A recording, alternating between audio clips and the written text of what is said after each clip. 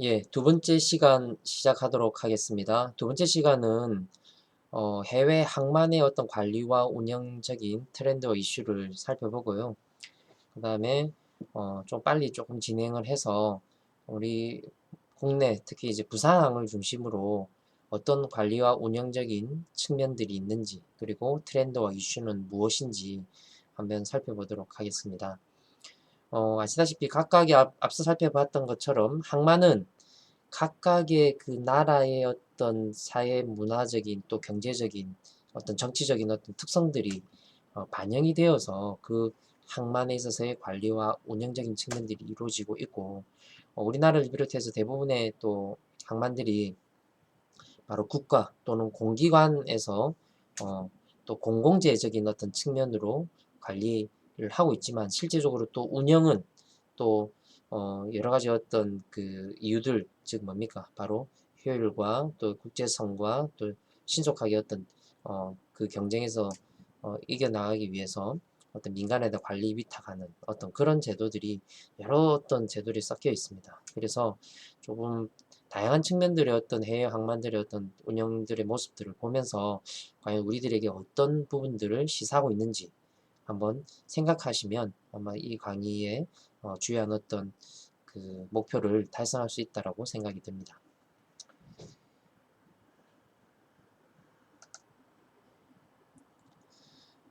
먼저 해외 항만의 어떤 그 관리 주체와 특징들을 한번 조금 살펴보려고 합니다.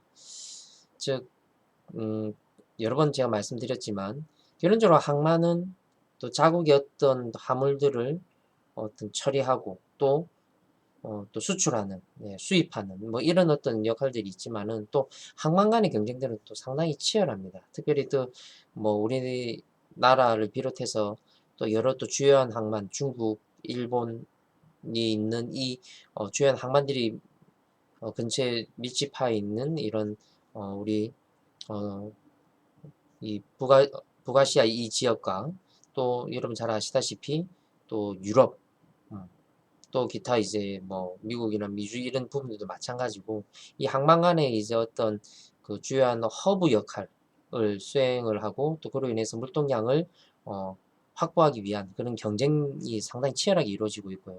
그러한 경쟁에서 우위를 차지하기 위해서 어, 이제 해외의 경우에도 이제 어떤 공기관, 즉 이 공기관은 주정부나 중앙정부가 되겠죠. 예, 중심에 어떤 그 중심으로 운영이 되는 곳도 있지만 또 어떻게 보면 그 공기업, 민간 기업, 어떤 그 기관에서 기업적인 측면으로 어떤 관리 주체가 전환되거나 권한이 확대가 계속적으로 진행이 되고 있습니다. 그래서 뭐 이후에 이제 부산항의 경우에도 항만공사도 바로 그러한 개념으로 해서 어떤 관리 주체가 전환이 즉 기관에서 기업으로 전환이 되고 그리고 권한도 확대가 되고 있는 그런 과정 중에 있고요. 이것은 앞서 살펴본 바와 같이 그 각각의 나라들의 어떤 정치, 경제, 사회, 문화 여러 어떤 측면들이 반영이 되어서 이 항만의 어떤 주체와 또 특징들이 반영되어 있다라는 것을 다시 한번 설명을 드리고요. 당장 이제 우리 부산항과 경쟁 관계가 있는 어떤 싱가포르, 상하이항의 경우에도 어떤 항만 경쟁력 강화를 위해서 예, 항만공사로 전환을 추진을 했고 우리나라도 마찬가지로 부산항만공사를 비롯해서 여러 이제 네 군데의 예, 바로 항만공사가 지금 현재 있죠. 예, 그래서 어떤 그런 국제적인 어떤 항만 운영체로 사업 범위가 계속적으로 지금 확장되고 있다라는 것은 전반적인 어떤 트렌드라고 보시면 되겠습니다. 그래서 첫 번째 트렌드는 바로 뭐다? 바로 항만공사 예, 라고 하는 어떤 민간으로 이 항만의 관리와 운영의 주체들과 권한이 넘어간다라는 겁니다. 밑에 표에 보시면 이제 해외의 어떤 다양한 그 항만들의 그런 지금 관리 주체와 그리고 방식들이 나와 있습니다. 몇 군데 살펴보면 이제 뉴욕과 뉴저지 항이 있습니다. 이제 저도 이제 이 부분을 가지고 지금 나중에 말씀드리겠지만 이 항만공사 제도 또 항만공사 어떤 법에 대해서 지금 현재 연구를 이제 진행을 하고 있는데 어쨌든 이 뉴욕과 뉴저지라고 하는 두 지자체가 걸쳐 있는 이 큰 어떤 항만이 지금 물론 이 뉴욕 뉴저지 항만공사 같은 경우에는 그냥 항만만 운영하는 것이 아니고요. 공항부터 시작을 해서 그 일대에 일어나는 어떤 물류와 여러 가지 그런 관계된 사업들 모두 다 관리하는 어떤 관리 주체로서의 역할을 하는 뉴욕 뉴저지 항만 공사의 경우에는 이제 공기업으로 이제 운영이 되고 있습니다. 그리고 부두는 이제 임대 운영 방식으로 어, 이루어지고 있는 어떤 그런 특징들이 있다라는 겁니다. 그래서 어떤 공유된 민영화된 조금 이게 좀 표현들이 조금 어려우시죠. 그런데 어쨌든 조금 느끼시는 부분들은 뭐냐면 이것들이 단순히 어떤 공조직에서 끝나는 것이 아니고 바로 민간, 기업, 어떤 사적인 영역으로 또 비즈니스적인 영역으로 어, 어떤 선진 항만들 또 경쟁이 치열한 항만들은 넘어가고 있다라는 겁니다.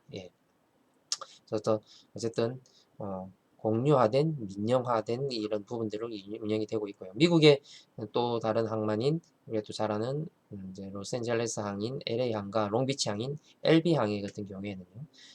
이것도 이제 이 두 군데도 바로 LAC와 LBC가 바로 관리 주체이자 설립 주체입니다. 즉 어떻게 보면 조금 관리 주체가 이제 여기는 좀 지방자치 단체가 지금 운영을 하고 있는데 그래서 이 부분 근데 운영적인 부분은 다 마찬가지로 임대 운영을 하고 있습니다. 그래서 밑에 보시면 아시다시피 싱가포르 뭐 밑에 뭐 조르의 어떤 그 어, 어, 말레이시아와 같은 데를 일단 제외하고라도 대부분은 다 임대 운영을 하고 있고요.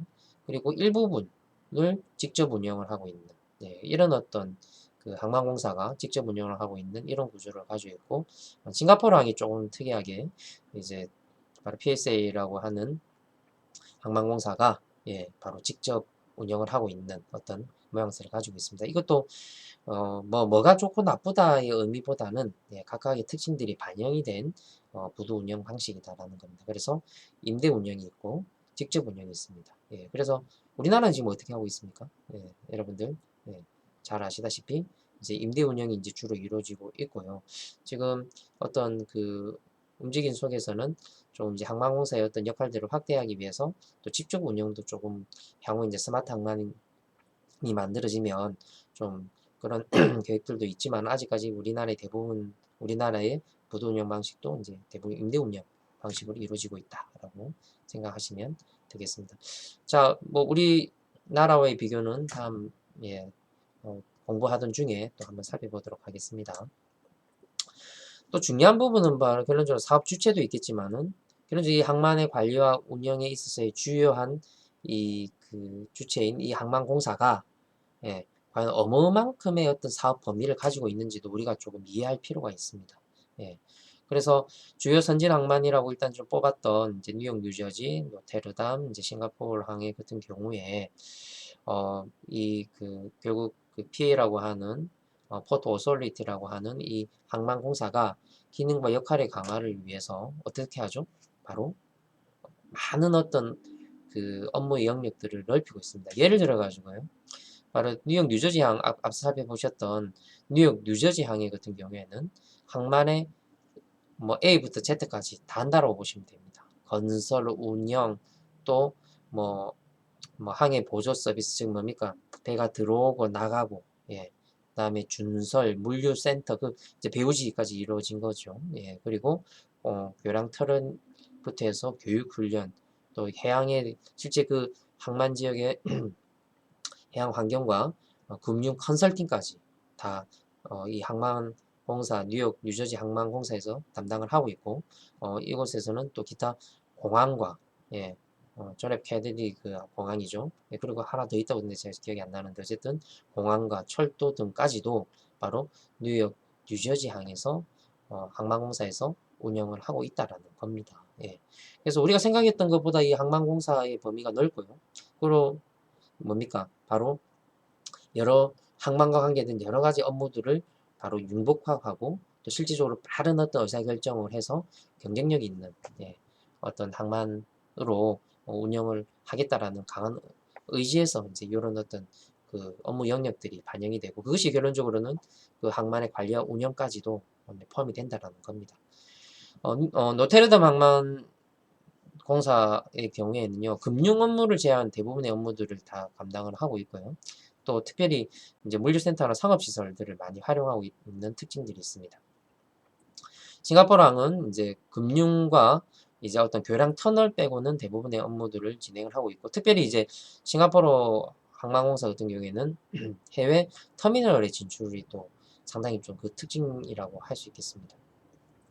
이것들 각각의 것들이 이제 다 특징이 있죠. 그래서 조금 안 하고 있다라고 하면 또 뭐 항만공사나 또 뭐 정부나 또 기타 또 전문가들이 뭐 아마 우리 항만공사도 그런 기능들이 있다 라고 하시겠지만 이제 우리 이제 항만공사 같은 경우에는요, 예, 어떤 건설 운영 어떤 관리적인 측면 에 조금 포커싱이 아직까지는 맞춰져 있고, 이제 이런 이제 부분들, 특별히 이제 어떤 그 항만에 들어오는 선박들에 대한 관리들은 아직까지 뭐 아시다시피 뭐 해수부 가지고 있다가 해경으로 넘어가게 되고, 또 기타 이제 물류센터도 지금 이제 우리나라가 어 그 항만공사가 또 진출을 하려고 하는데 또 여러 가지 법적인 어떤 문제들이 있습니다.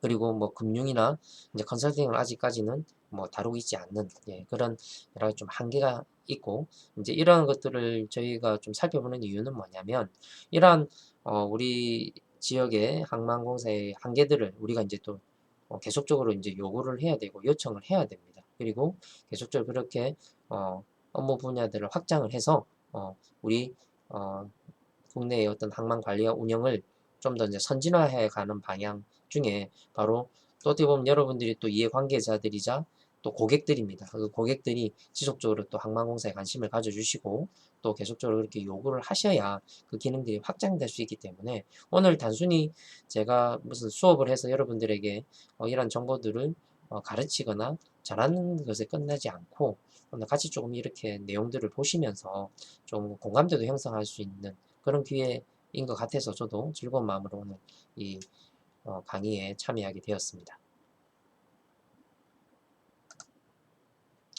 그래서 잠시 아까 설명드렸던 부분들을 이제 조금 그 슬라이드로 만들었습니다. 그래서 세부적인 내용들은 여러분들 이 뭐 슬라이드를 통해서 조금 확인해 보시라고 제가 좀 더 내용을 넣었는데요. 각각의 이제 그 항만공사 그리고 그 각각의 항만들의 어떤 관리와 운영에 있어서는 여러 가지 그런 이해와 또 역사들이 있습니다. 특별히 이제 뉴욕 뉴저지 항만공사를 중심으로 좀 살펴보면, 이제 뉴욕 뉴저지주는 강을 사이에 두고 연접해 있습니다. 뒤에 보시면요, 쉽게 보시면 이렇습니다. 바로 여러분 잘 아시는 자유의 여신상을 중심으로 해서 이 뉴욕주와 이제 이쪽 약간 좀 검은색으로 되어 있는, 예, 좀 짙은 색깔이 바로 뉴욕, 그 다음에 이 좀 더 밝은 색으로 되어 있는 뉴저지, 이 두 어떻게 보면 우리나라를 보면 지자체, 예, 주 정부가 같이 이 영역들이 항만이라는 부분들이 엮여 있습니다. 그래서 지금 요 선이 바로 항만의 구역입니다. 엄청나게 넓죠. 예, 그래서 이 그 바로 자유의 여신상을 중심으로 해서 이 넓은 어떤 항만에 있어서의 모든 시설들을 다 관리를 하고 있고요. 5개의 항만 터미널이 있고, 제가 아까 잘못 이야기 말씀드렸네요.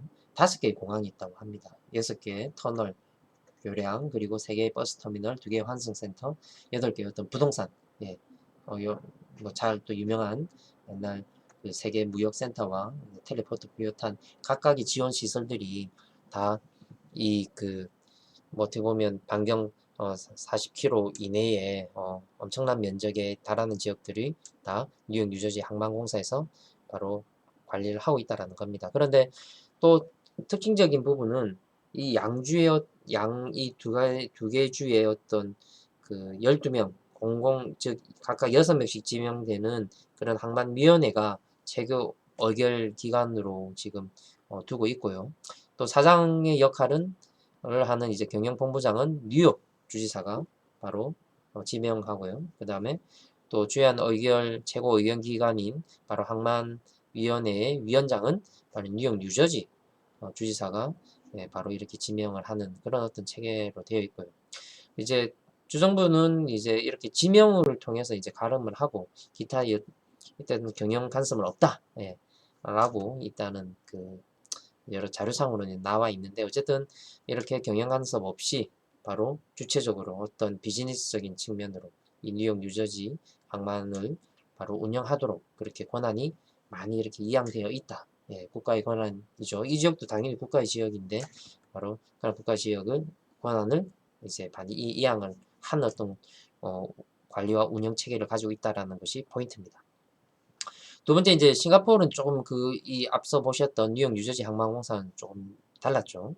예, 바로 이 싱가포르 PSA는 여러분 잘 아시다시피 이제 글로벌 터미널 운영사의 어떤 어, 역할을 가지고 해외 뭐 싱가포르 자체의 항만도 자체 운영할 뿐만 아니라 또 전 세계 뭐 12개국, 17개국에 23개의 어떤 주요 항만 터미널, 우리나라도 마찬가지죠. 들어와 있죠. 예. 그런 PSA가 이제 그런 국부 창출에 어떤 기여를 하고 또, 또 주요 투자 펀드인 이제 싱가포르 국부 펀드에서 100% 소유하고 있고 또 MPA라고 하는 우리나라의 어떤 해양수산부 같은 역할을 하는 정부 조직에서는 경영에 관한 간섭이 없다라고 이야기되어 있는데 실제 뭐 싱가포르 가보신 분들도 많이 있지만은 MPA가 뭐 경영 간섭은 하지는 않지만 어떤 여러 가지 정책적인 부분에 있어서는 뭐 협조도 한다라고 하지만 또 실제 MPA가 또 많이 또 PSA를 또 요구도 하고 또 여러 가지 그런 그 정책 결정상에 요청을 하는 걸로 알고 있습니다. 그래서 전혀 뭐 일절 뭐 경영 간섭이 없다까지는 아닌데 어쨌든 중요한 것은 PSA도 앞서 보셨던 뉴욕 뉴저지 항만공사와 같이 많은 자율권을 줘서 바로 어떤 경쟁에서 또 생산성에서 효율성에서 좀 어, 선진화되도록 그렇게 구조를 만들었다. 항만과의 관리와 운영의 구조를 만들었다라는 것이 핵심 포인트입니다. 그래서 뭐 뒤에 있는 부분들은 여러분들 한번 쭉 이제 보시면 될 것 같습니다. 기타 이제 뭐 상하이나 노테르담의 런던들도 마찬가지인데요. 자, 어쨌든 중요한 것은 이러한 기능들을 어떻죠? 예, 국가가 가지고 있지만 바로 뭡니까?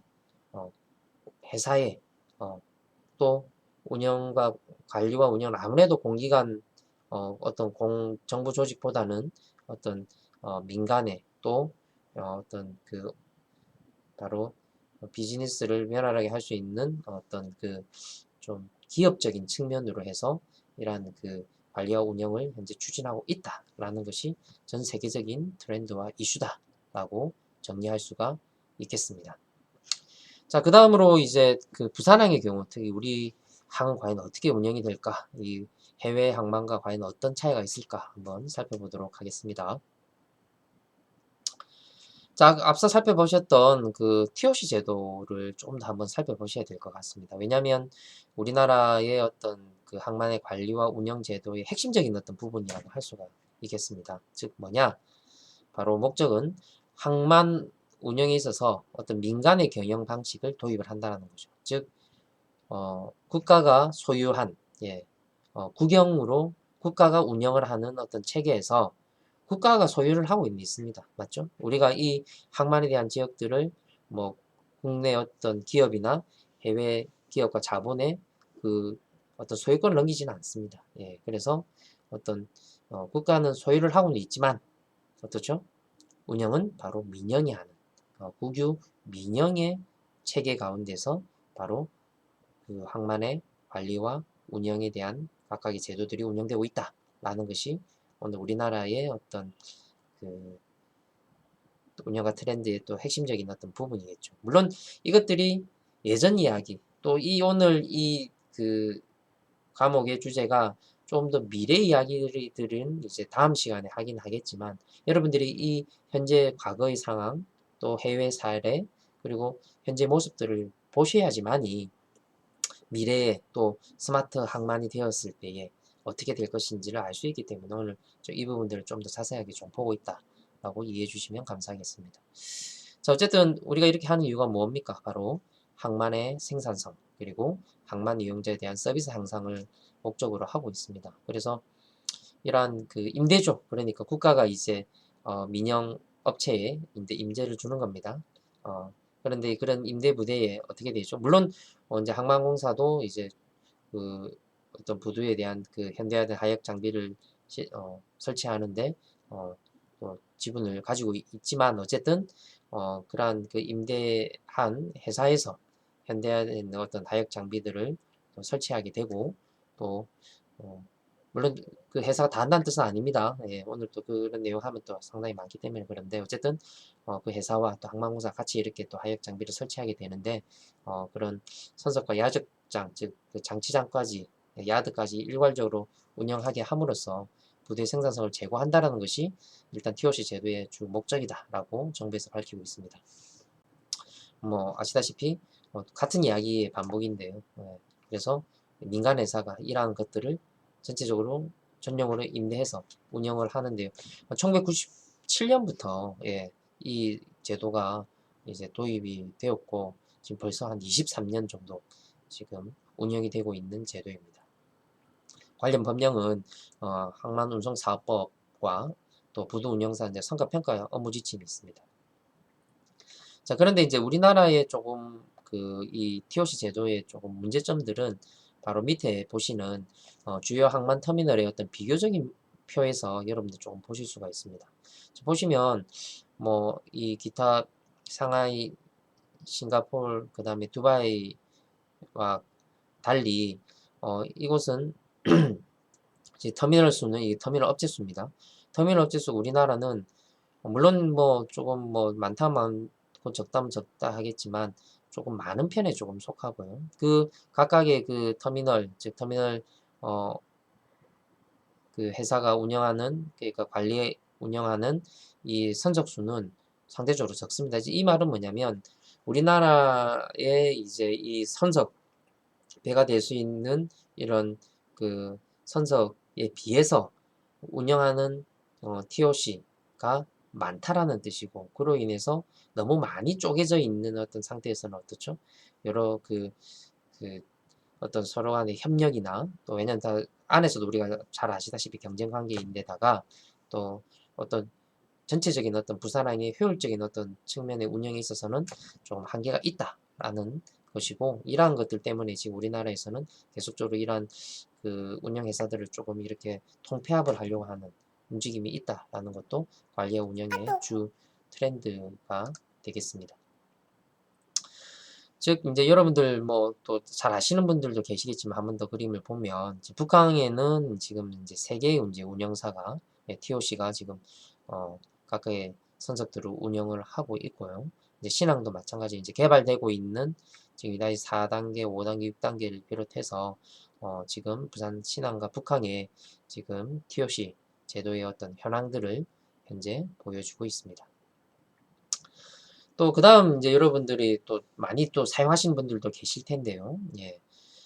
바로 이제 이 항만의 어떤 효율적인 관리와 운영 그리고 이것들을 어떤 첨단 ICT 기술들을 사용을 해서 아주 오래전부터 시스템이 있었습니다. 그것들을 계속적으로 발전해 가고 또 통폐합을 하고 또 첨단화를 해서 지금 현재 운영되고 있는 이 항만의 관리와 운영의 주요 시스템이 바로 포트미스라고 하는 항만 운영 정보 시스템입니다.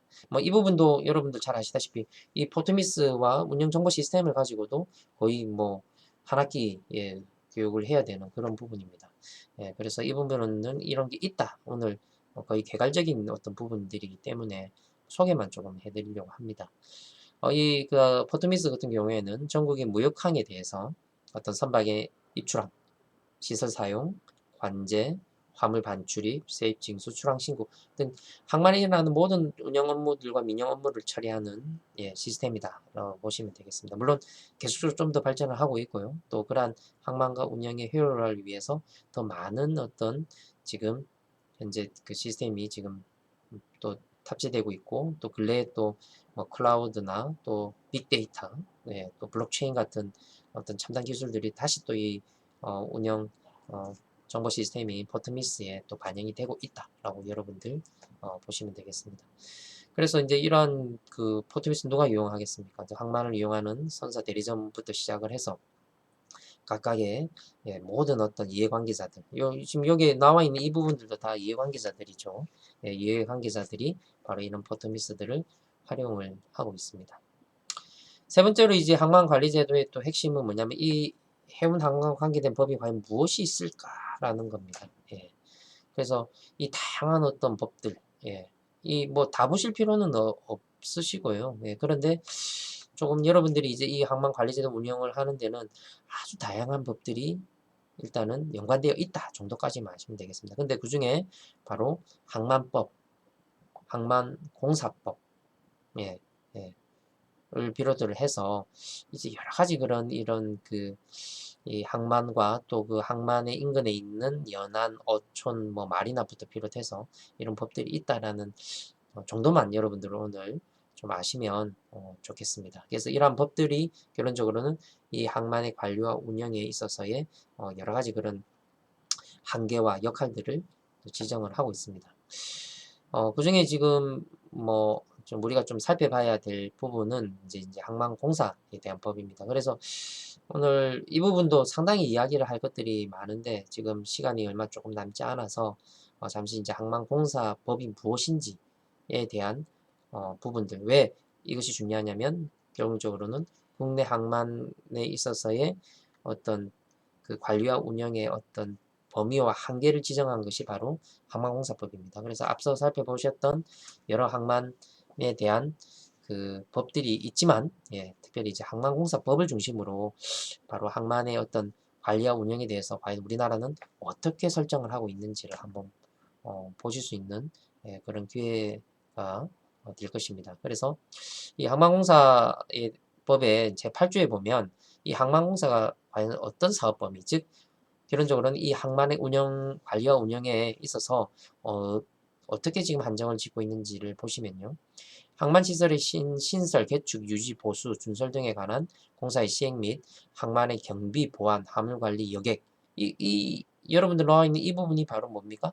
바로 항만의 관리와 운영적인 이제 사업의 각각의 꼭지들, 즉 범위들이고요.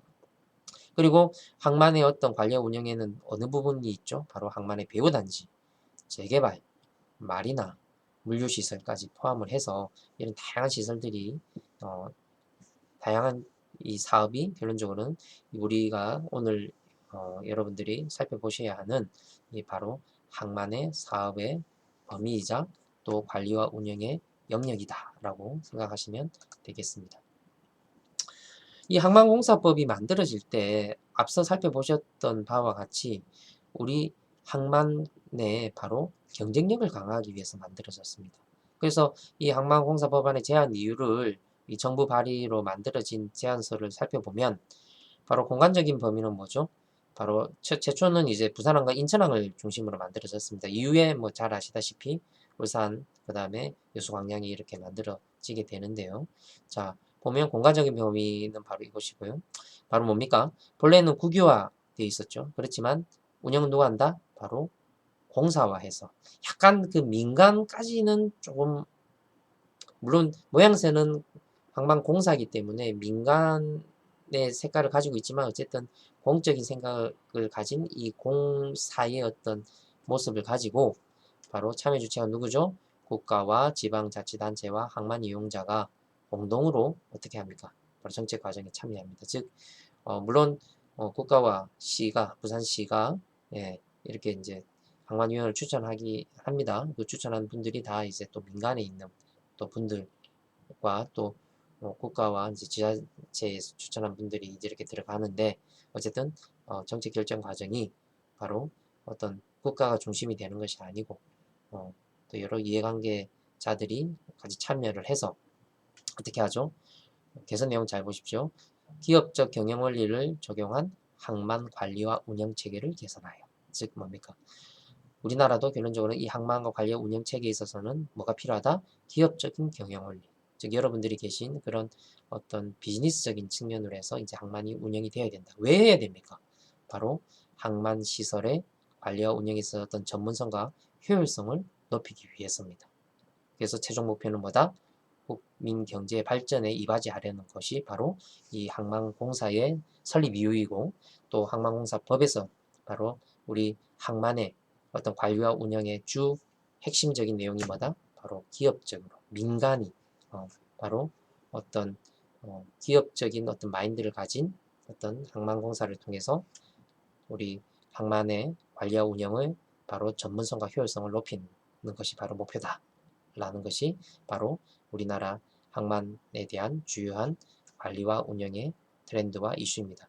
두 번째 시간은 이렇게 마무리를 짓고요. 셋째 시간에 조금 더 말씀을 드리고 스마트 항만에 대해서 말씀드리도록 하겠습니다. 네, 다음 시간 뵙겠습니다.